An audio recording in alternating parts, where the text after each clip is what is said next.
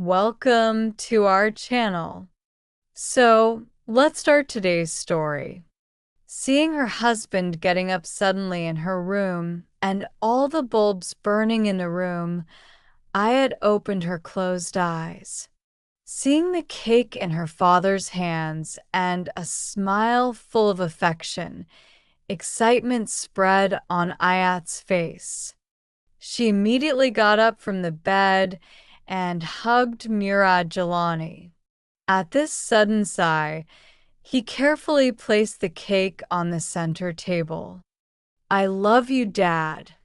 You are the best. Take this. Arham brother has more rights than Mamujan," Talha said to Aayat in a teasing manner while coming close to his ear. On hearing Talha's words, his face was filled with shyness. "Come, let's cut the cake," Murad Jalani said lovingly. On seeing this, Aayat moved towards the table, shaking her head in surprise. Before cutting the cake, she raised her lusty eyes towards the door. Tears had filled her eyes due to disappointment, but seeing the glow on everyone's faces, Aayat cut the cake smilingly for their happiness. How could she disappoint those who had come to make her feel special at midnight? After cutting the cake, everyone had gone to sleep while Ayat's sleep had gone away.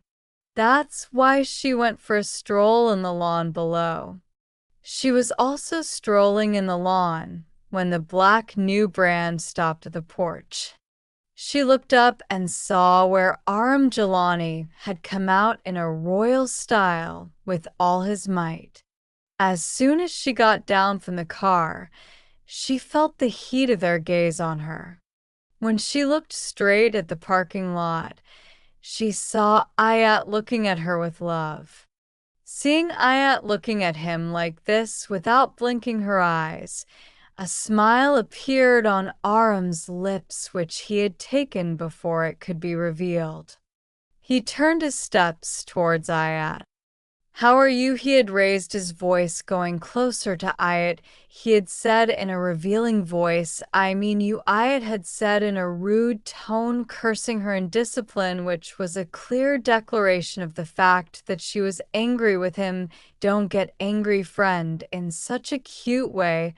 "I swear it is difficult to control yourself," Arham had said with a slow smile on his lips, and with hot emotions trying to understand the meaning of his words. Ayat's cheeks had become red with tiredness, but she had not uttered a single word from her mouth. "Won't you say anything? I have decided that I will not waste my words and emotions on a person like you, who doesn't care for me at all," Aayat had said with tears in her eyes, and was about to leave from here when Arham had caught her hand from behind. On this sudden surge, Aayat had raised her unsure eyes and looked at him, who was already looking at her with his hazel green eyes. The hazel green eyes had merged with honey-colored eyes, and both of them felt their hearts sinking in each other's eyes when Arham suddenly turned his eyes away. On Arham's turning his eyes away, Aayat too came back to her senses. "There is nothing to say. You left my hand. I am feeling sleepy. I am sorry. I tried my best to come on time, but some issue came up in the audit, and some of my workers had a fight over this. Both the parties were blaming each other. It took so much time to sort out all this. I will pay whatever penalty you want. Just don't get angry," Arham had said while giving justification. "I am doing this for you," Arham had said while taking out a box from his side pack, which Aayat had held in her hand with lust in her eyes. "It is very beautiful," Aayat had said while opening the box and looking at the pair of anklets. "What is less than you?"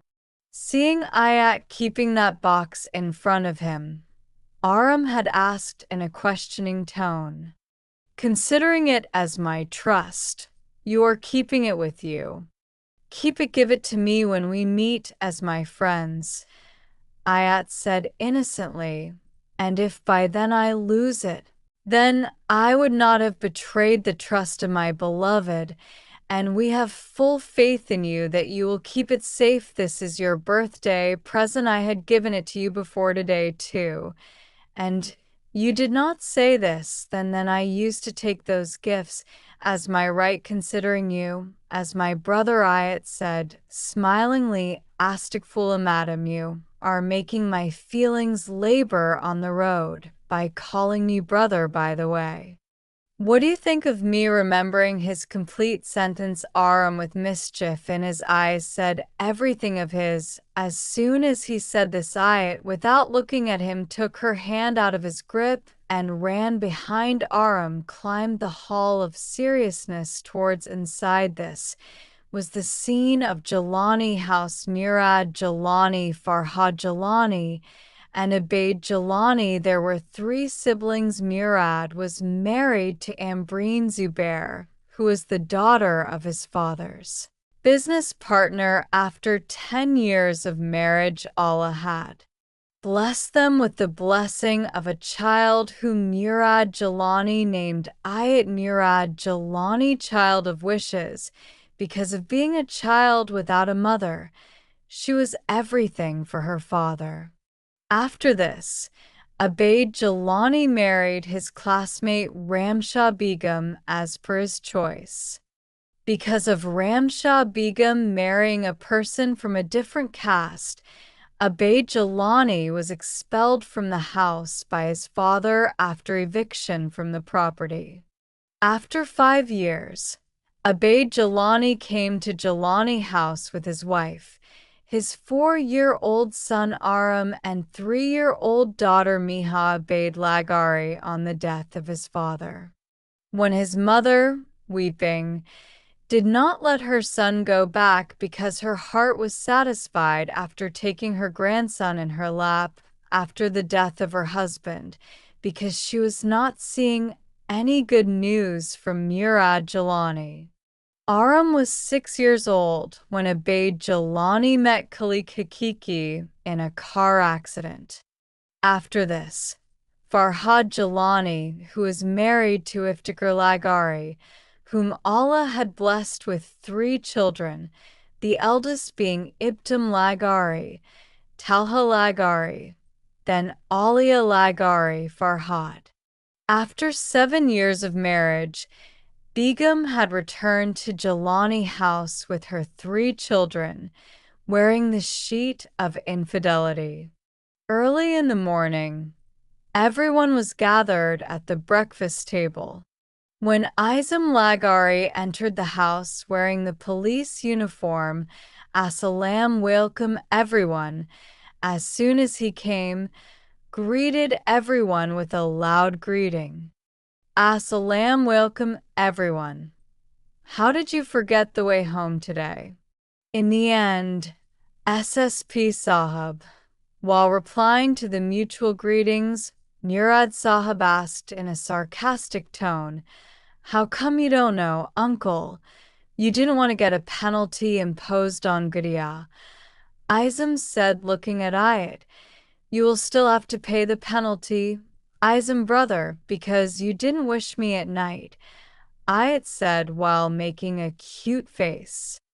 "The Kadhim is present to give the penalty," Ibsam said with respect. Keeping his hand on his chest, everyone sitting there laughed at his style except Arham. "Tell me, what penalty do we want today? You will make pasta for us," Aayat said while acting for a while. "Your wish, my command, princess." Today Murad Kilani had thrown a grand birthday party for his daughter. Aayat was getting ready, standing in front of the mirror in a royal blue maxi.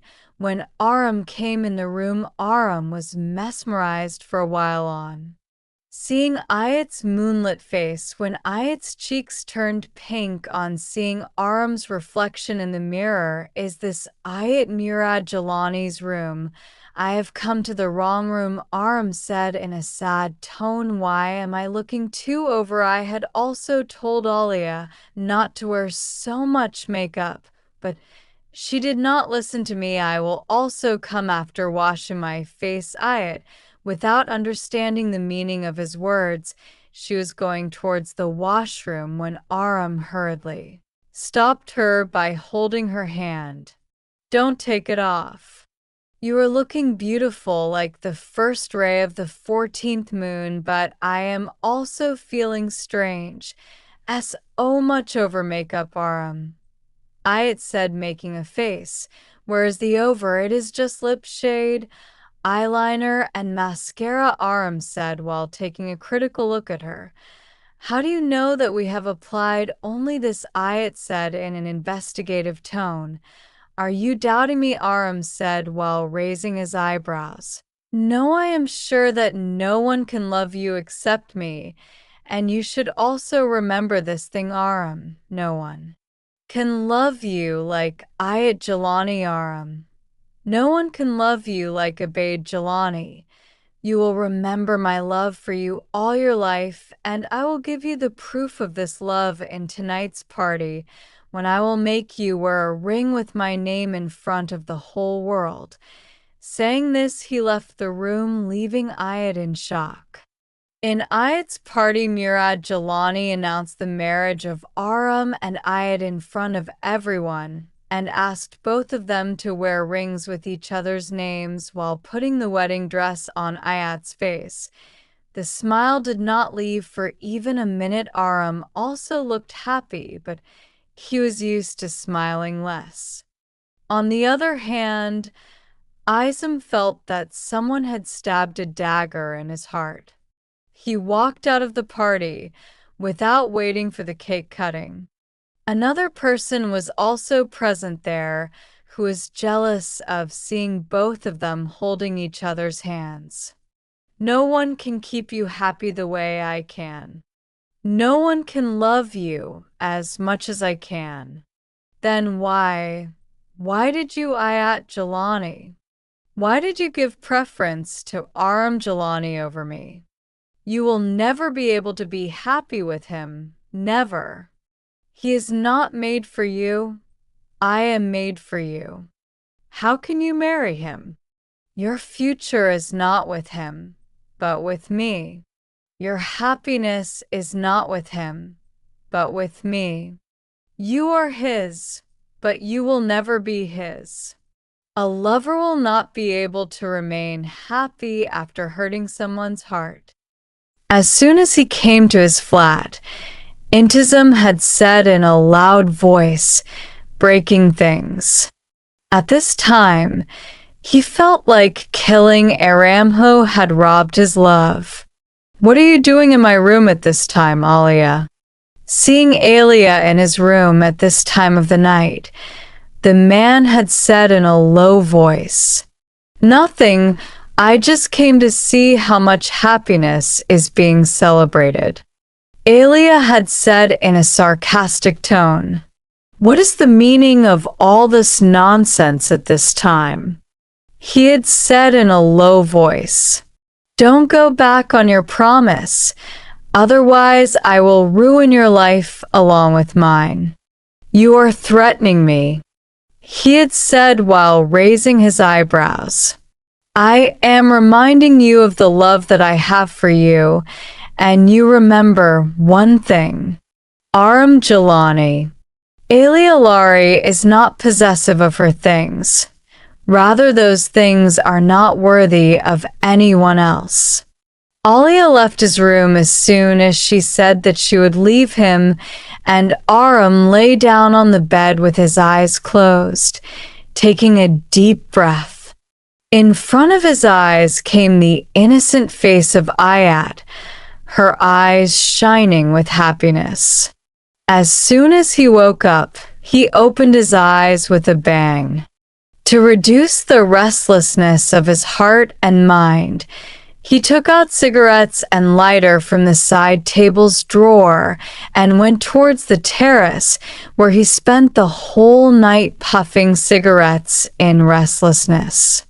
Aayat was sitting on the lawn stairs and was looking at her ringed hand with a smile when a silent being came and sat with her. Why hadn't she slept till now?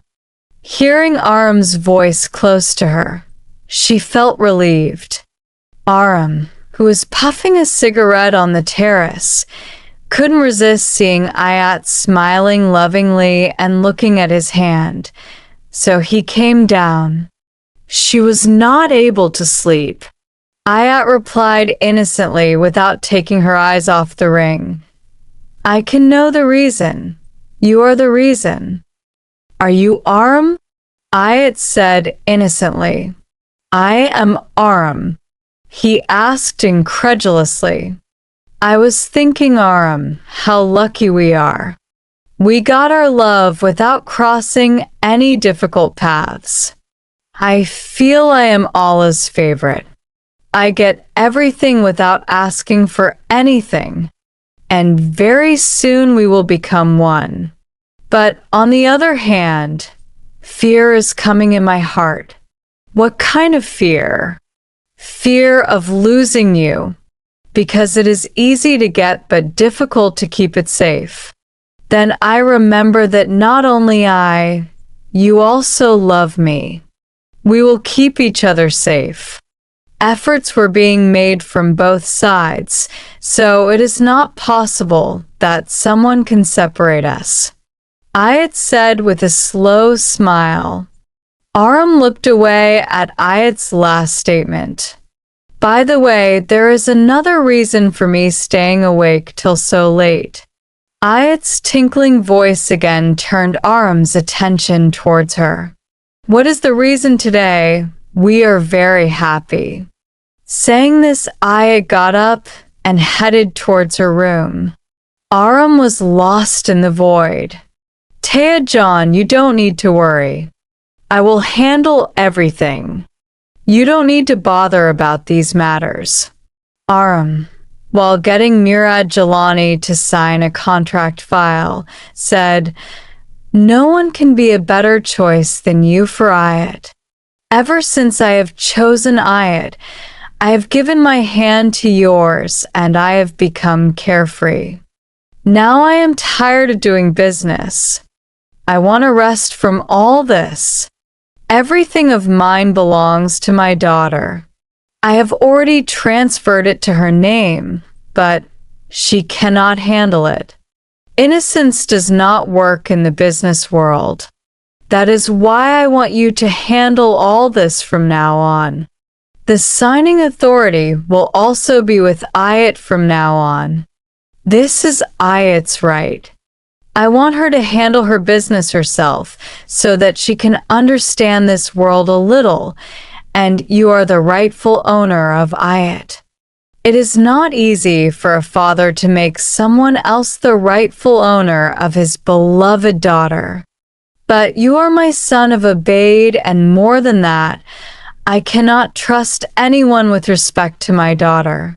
If possible, finish this contract work today itself, because from tomorrow your marriage functions are to start. Yeesh, Tayaya. Saying this, Arham left their room like a fairy dressed in a red sari. Today her beauty was defeating even the fairies. Her heart was beating wildly in the happiness and sorrow of writing the name of the beloved of her soul instead of her father's name. There was a strange fear which she was unable to name. She was a victim of different conditions. At the same time the beautician had finished her work and left, she was feeling shy looking at herself in the mirror. When Ipsum entered her room, her appearance did not seem to match the sober Ipsum Laurie at all today. Her eyes had turned red with the intensity of crying. "You are looking beautiful," Ibtim said, controlling his hoarse voice. "Thank you, Ibtim brother, but we do not want to talk to you. Does anyone do this with their princess? I waited for you so long yesterday at the Mendi function, but you love your job more than your princess, Aayat," he had said in a sulky tone that an important work had come up. Now he had managed himself to a great extent. One day he cried and cursed Aayat and Arham. Later, sitting on the janamaz, he cried and prayed for their wishes not to be accepted, because the happiness of the beloved matters more than his own desire. And if his beloved's happiness was not with him but with someone else, then we would not have come today too. While finishing the same important work, Aayat had said in a sulky tone that it was necessary to come today to give myself a reality check. Otherwise, how would the hope that has awakened inside me end? Ibtim himself had said while reciting Kalam that you said something. Seeing him mumbling something, Aayat had asked that no, I should go and get ready. I will not look good going in front of everyone. Stopping his blurry eyes from shedding tears, he had made an excuse and gone out because if he had seen her dressed up as a bride for someone else, he would have been shocked.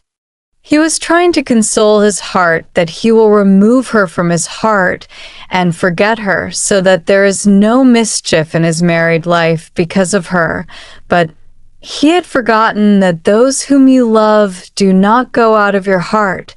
Forgetting them is just a matter of saying. After some time Aayat was taken and made to sit next to Arham. As soon as Aayat came on the stage, Nikkah Khan, who was already present there, started the Nikkah. Ramshah Begum did not accept Aayat as her daughter-in-law from the very beginning. That is why she did not bother to come on the stage. Aayat said Qibble high thrice. The stages of hijab and Qibble were decided. After asking for consent, her signature was taken on the Nikkah. After signing the Nikkah Nalma, Aayat used her signing authority of her own will and transferred her property in her husband's name, because on Arham's insistence, Murad Shah had asked Aayat to start a business with him. He had talked about handling the property, but she had clearly refused, saying that it was not in her power to leave it to Arham and transfer it to Arham's name. Anyway, everything of Aayat was his, and everything of hers was Ayat's. She had immediately asked for papers to transfer the property to Arham's name. Murad Jalani had told her that she cannot give her property to anyone except her husband and children, so she had handed over the property to Arham. Today was the date for transfer of property in her name. She did not want Arham to feel inferior and come to her again and again for signature. She did not want to hurt Arham's dignity in any way. That is why she happily made him the owner of all her property, along with the right over her body and mind. As soon as the Nikkah was completed, Arham went inside, making an excuse. 1.5 hours had passed since Arham went inside. The guests had started chit-chatting. Without paying attention to the people's talk, Murad Jalani had asked Farhad Begum to take Aayat inside because her face had turned pale after listening to the people's talk. He could not see his daughter's sad face on such a big day. She had been trying to smile in front of everyone for the last 1.5, but now she could not do it anymore. After finishing the food and sending the guests away, Murad Sahib too went inside after seeing that the family members did not come out. Farhad Begum entered with Aayat when she saw Arham comfortably smoking a cigarette and holding the property papers in his hand. She was stunned. There was a strange coldness in his eyes. The servant was called. Aayat, leave your wife in Arham Sahib's room. Farhad Begum, seeing Arham's rude attitude, thought it necessary to send Aayat from here so that she can find out the reason for Arham's attitude today. Why will she go to my room? Arham asked in an ice-cold voice. Because she is your wife, and from today, your room is her room, the answer Murad Sahib gave as he came inside. I am Arham Abed Jalani. Ayat in full senses. Arham. Before Arham could complete his sentence, Ayat regained her senses and came close to him, putting her hand on his lips. She looked at him fearlessly. Arham, what are you doing? This is not the time to joke. Ayat, with a trembling heart, he had said to you. Who told me that I am joking? Aayat, darling, the purpose for which I married you has been fulfilled. That is why now I do not want to have any further relation with you. That is why from today I want to separate my paths with you. Do this with your father. Find some other place for yourself. I cannot tolerate both of you, father and daughter, in front of my sight, nor my name with you. Arham's son. If you have felt bad about something, then we can sit and talk. Murad Sahib had said softly. The existence of his daughter is in the grip of the fire, and seeing the tears in her eyes, a wave of pain rose in his shirt. He had put his hand on the place of his heart. Dad, Ayat had gone to him, helplessly screaming when Mushkil was standing on his own support. Talha had come and held him. Oh, please stop this overacting. Do all this drama outside, Arham said with displeasure. While saying this, he had opened his lips to divorce her again when Aayat came close to him and, weeping, folded her hands. Arham, please don't do this. I love you. If not me, then at least think of my father. He will die. Please, Arham, don't take away your name from me. She was pleading for mercy from the heartless man standing in front of her, dressed in red clothes, who had become her husband just a few hours ago.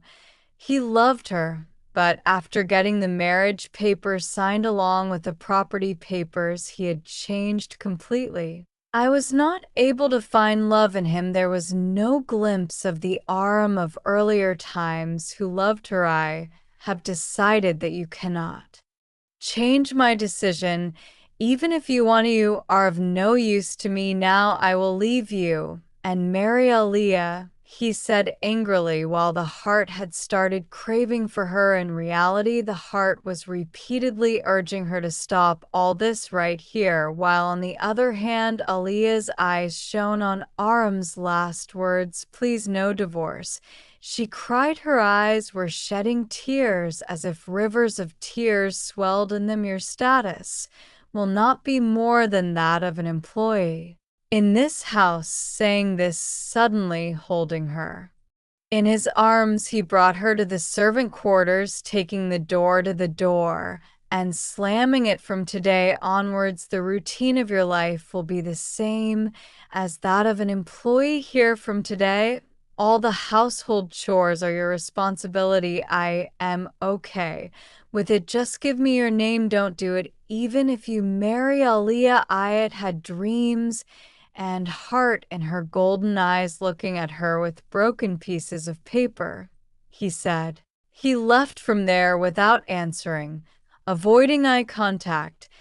Aliyah and Ramshah Begum also followed him, while Farhad Begum Talha was watching Aayat, laughing and crying with sobs all the time. Murad Jalani was sitting on the ground near Aayat, where she was crying loudly, oblivious of the world. Aayat, my moon, shut up. Your tears are troubling your dad. Dad, I cannot tolerate this attitude of Arham towards me. He loves me. So how can he adopt this attitude towards me? Tell him, Dad. Aayat's heart is hurting with this attitude. Dad, I am Allah's favorite. He gives me everything without asking. Tell Allah Mian. Aayat does not want all this in her life. She wants Arham's loving company. Say, Dad. Dad, seeing her father sitting silently like this, Aayat held his hand and said to him while spreading it in the form of prayer. Seeing tears in the eyes of her beloved daughter, tears had flowed from the eyes of Murad Jalani. Seeing tears in the eyes of his brother, Farhad Begum had moved forward, and Talha had also moved forward to take care of his uncle. She had spent the whole night crying. She tried to close her eyes due to exhaustion, but she was suffering from burning sensation due to closing her eyes due to crying. Murad Kilani's BP had shot up. Talha had put him to sleep after giving him medicine. Farhad Begum and Talha wanted to stay with him. Aayat had sent them away, saying that she wanted to be alone for some time and would also take care of her father. Seeing her condition, Farhad Begum and Talha had not insisted much because they wanted to give her that time to the stranger sitting on the ground. She was watching when the door of the servant quarter rang. At first, she did not pay attention, but the continuous sound of the door ring broke her trance. She got up and opened the door where Nigad Begum was standing. Seeing Nighat hesitating, Aayat gently asked her to speak. Arham Sahib has said that you will cook breakfast today. Nighat hesitantly said, You go, I will change and come. She was still dressed in the same red dhoti. Nikkah was about to leave when Aayat called her. You will bring me some clothes from my room. Aayat said hesitantly that she would bathe and was in the kitchen after some time. Her head was aching a lot due to staying awake and crying the whole night, and she had a mild fever too, due to which her face had turned pink and pale. I do not know how to cook anything. Will you help me? Aayat asked for help from the servant present in the kitchen. Excuse me, BBG, but Sahib refused to help you. The cook had said in a humorous way, It's okay, I'll handle it. She had prepared breakfast. While preparing breakfast, she had cuts on her hand at 2 places, and the poor girl had also burned her hand with hot tea. Tears were flowing in her eyes, but she did not utter a single scream because the pain that Arham had given her was nothing in front of that pain. If all that had not happened yesterday, Aayat would have taken the whole Jalani house to task over this small wound. Everyone was present at the breakfast table except Idasim and Murad Sahib. Aayat was setting the breakfast table, and Arham was noticing her every move. She was feeling dizzy. She was trying to keep herself conscious forcefully. She had just taken 2 steps with the juice jug when she felt dizzy. Arham, who was seeing this, got up immediately, but he was not able to take even 1 step forward.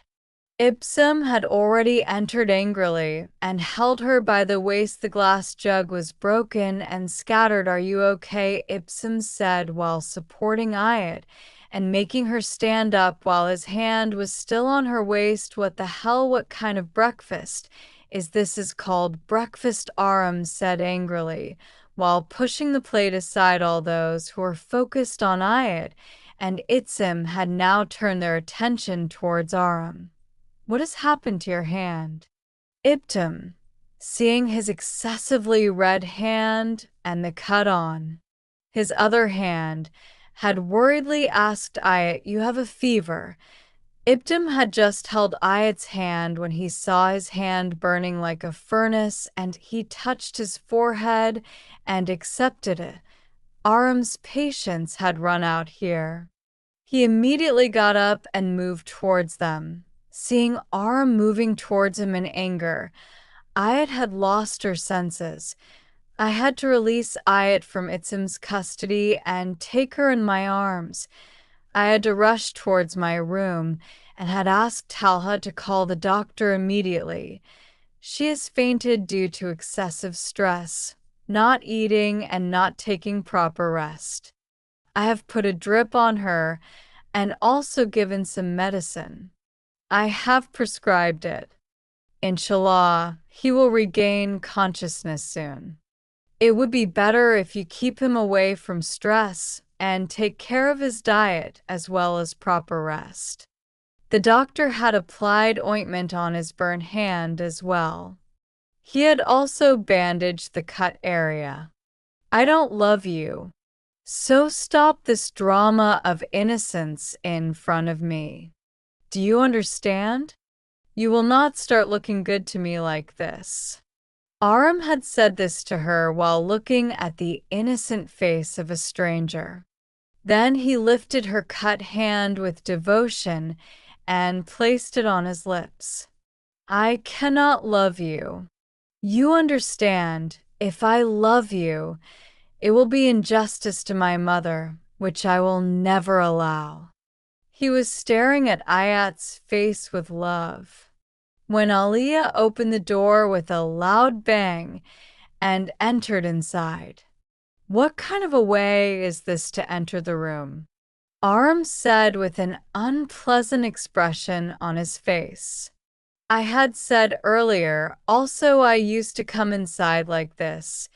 There is a difference between earlier and now. I was inside with my wife. Have you fallen in love with your wife? Aliyah had said to me in a sarcastic manner. I mean, all your intentions come from me. If you want to entertain yourself, if you want to be flirtatious, do it with your so-called wife, but don't even think of loving her. My wife is not a toy with which you can entertain yourself. Arham said, grabbing Aliyah's neck in anger. I am love. You're Arham. How can you adopt such an attitude with me because of this girl? You have forgotten. Miha is not present between us because of her father. Uncle had so much money. He could have given it as a ransom, but he deliberately involved the police in between, because of which our Miha lost her life. A mother lost her beloved daughter.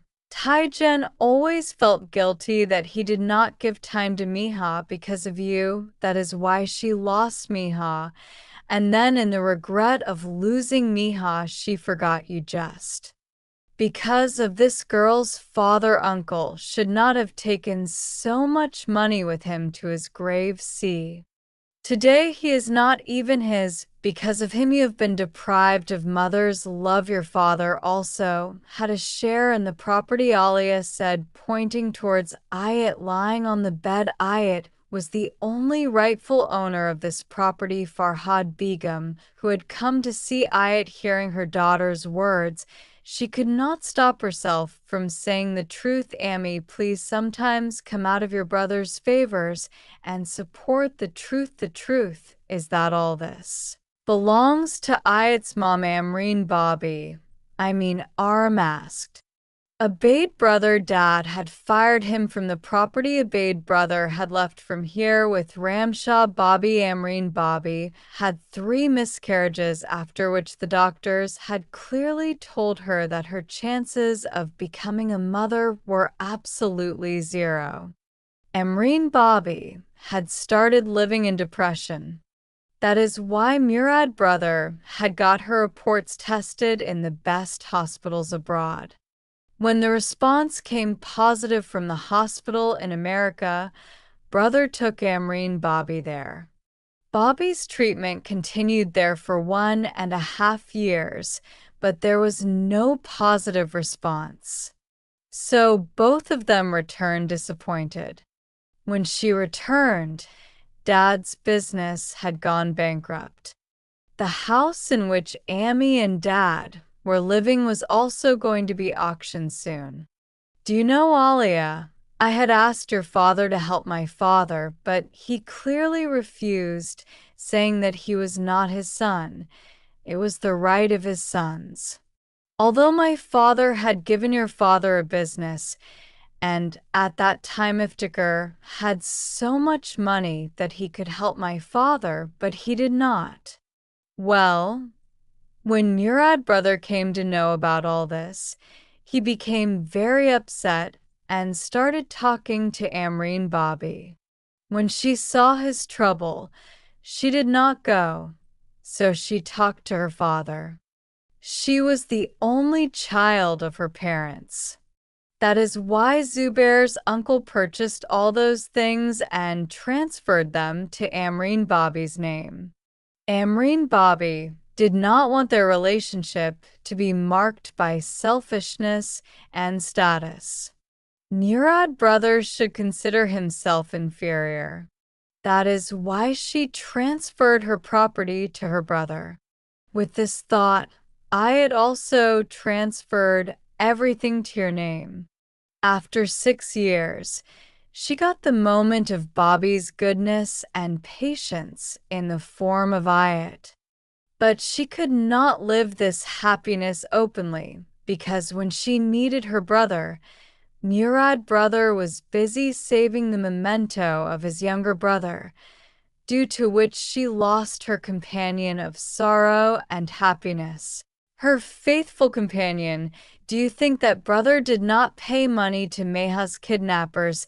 Do you know who are Meha's kidnappers? Farhad Begum asked with taunting eyes. Who is he? Arham asked with unbelief. Your real uncle's so-called pride was awakened after a long time. There was pride on the marriage of your mother's choice. Only God knows whether it was greed or not. Brother had taken money. Police reached there later, but Meha had died of overdose of chloroform while kidnapping brother got her brothers punished without revealing the truth about them in front of Ramshah Bobby, because Bobby was already mentally not well in such a situation.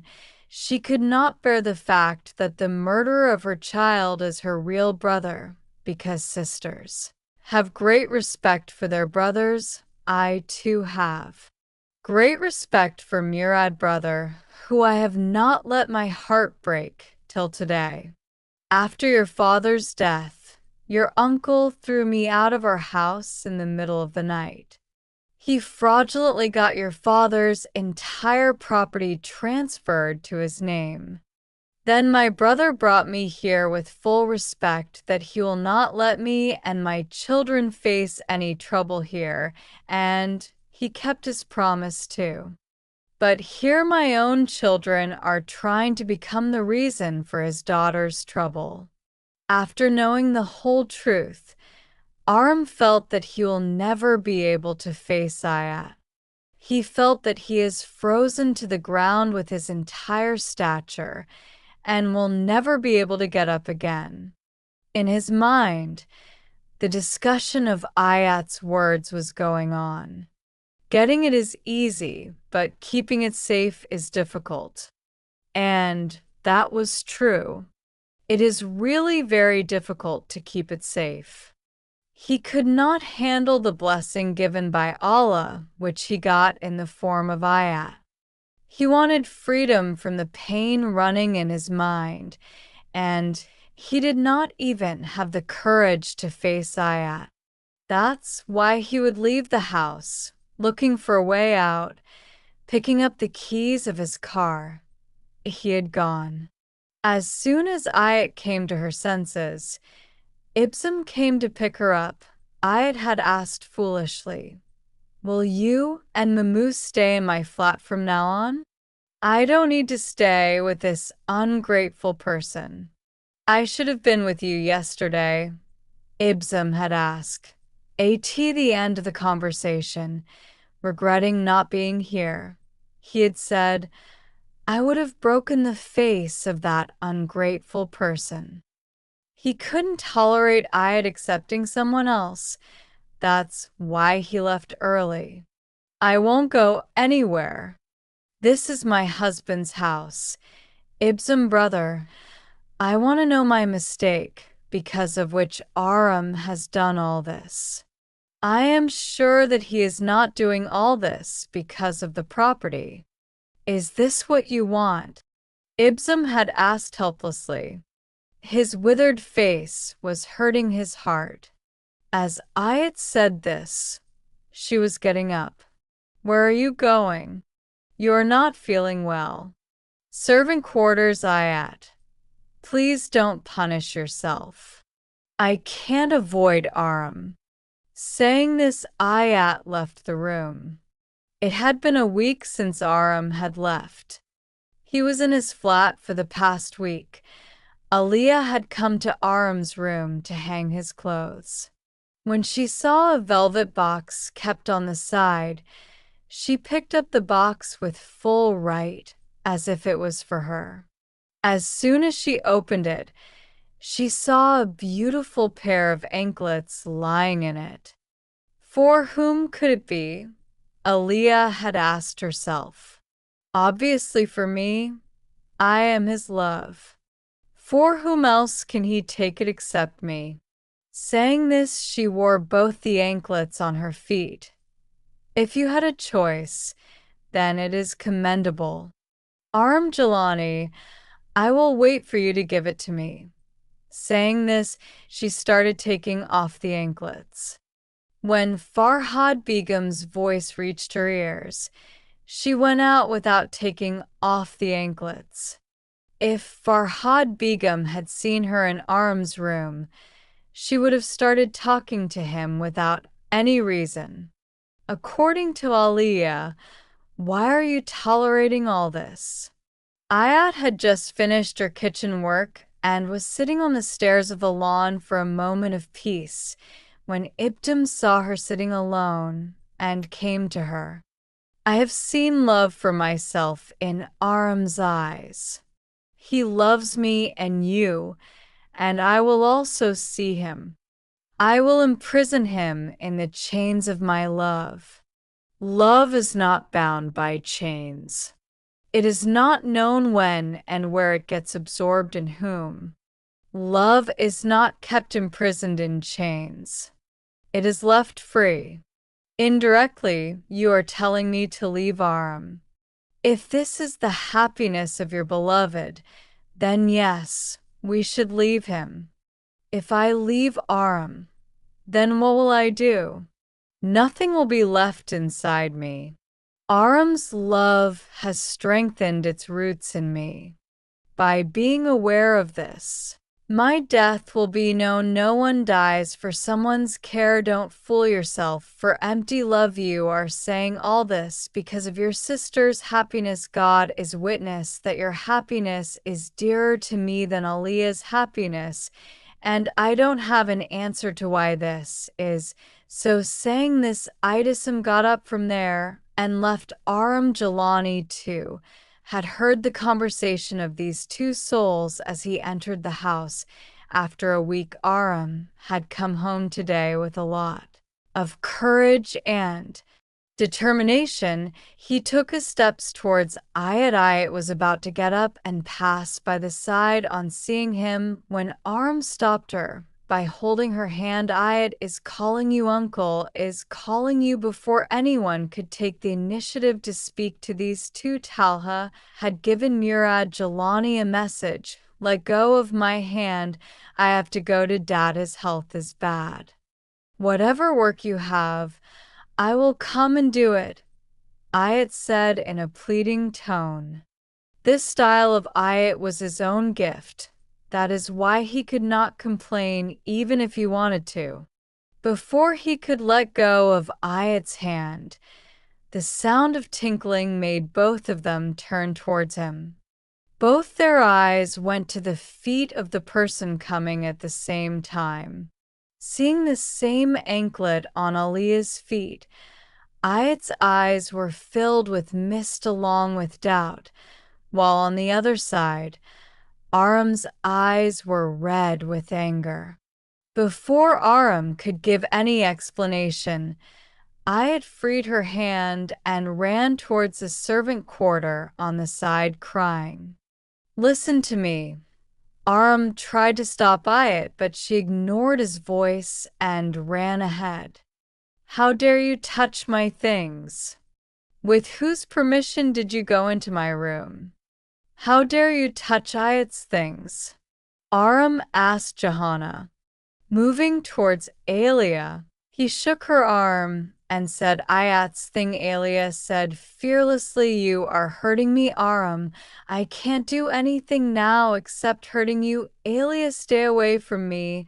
And Aayat, as much as possible, I never showed you any dreams in future. If you enter my room without permission, then don't expect anything good from me. And whatever you are wearing, take it off and give it to me. This is my Aayat's trust with me." Saying this, he was lying behind Aayat towards the servant quarter.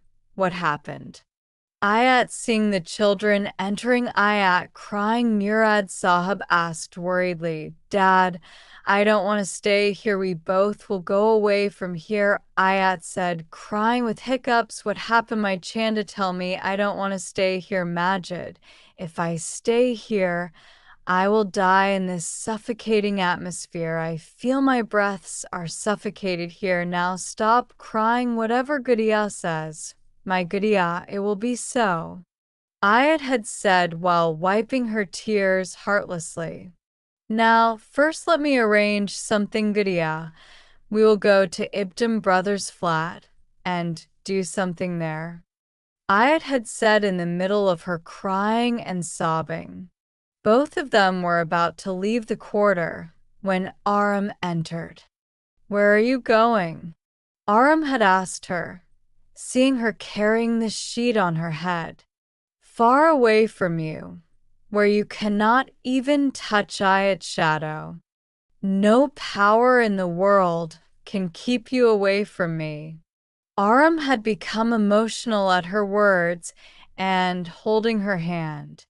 "Arham, please, I don't want any more drama now. I cannot tolerate any more humiliation of my caste. You want to give me a divorce, right? Arham, now I am ready. You can give me a divorce."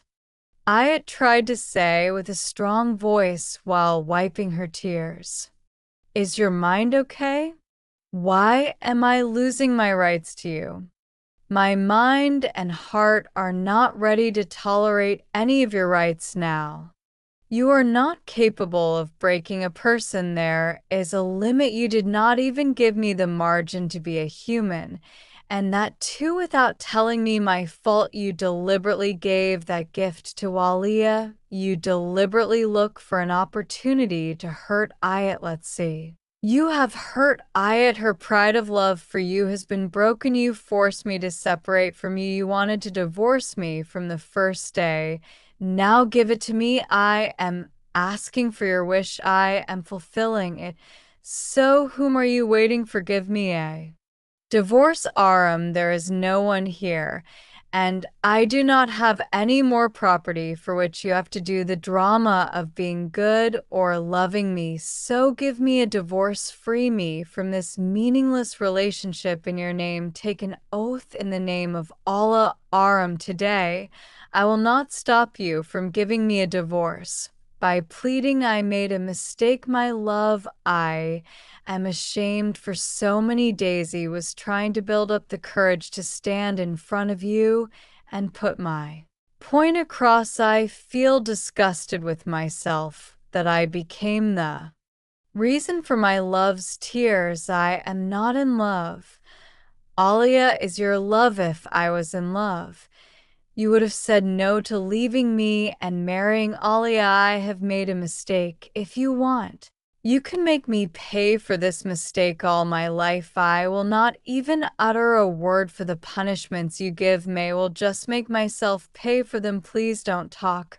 Aayat, I want to know my mistake. Was that mistake so big that you trampled my dreams on the first day of our marriage? Was that mistake so big? Would you have treated me like this on the day of our marriage? Arham slowly told him everything. Slowly, he told him how he had a misunderstanding and how he came to know the truth. Even Murad Jalani was sorry to know that he had been in his heart for so long. I was harboring hatred. I am ashamed of my actions. I was at fault. We mean you were taking revenge for me for something in which not only I, but even my dad was not at fault. Aayat said laughingly while crying. Istaya, please, friend, don't cry.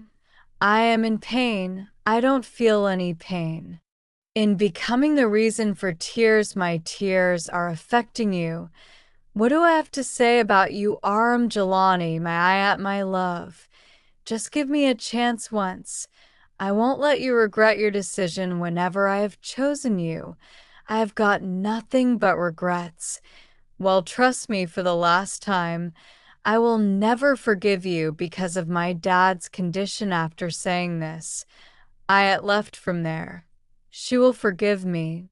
She has a weak heart in your case. After that, Murad Jalani consoled his nephew and said, I am sorry. Uncle One doesn't get angry with children for their mistakes. Rather, they are explained to them, and ISO right from the beginning. I consider you as my own child.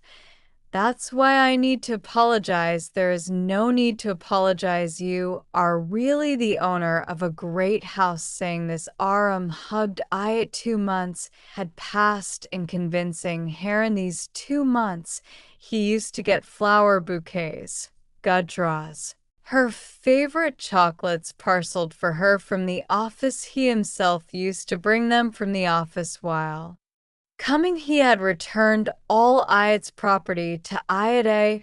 A wonderful proposal had come, and Farhad Begum had agreed. After carefully Ibtum had got his transfer done from Karachi to Lahore. Murad Sahib had taken her back inside the house from the servant quarter using an excuse of his ill health. Aayat, my love, what are you doing? Aayat, she was sitting and reading a novel when the ringing tone of the message rang. She opened the message and saw that Arham's name was shining. Aayat, just listen to me for 2 minutes.